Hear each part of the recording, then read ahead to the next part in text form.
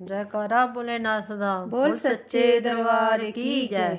डमरू वालिया मान सानू तेरे ते, ओ डमरू वालिया मान सानू तेरे ते, जटा वालिया मान सानू तेरे ते, ओ जटा वालिया मान सानू तेरे ते।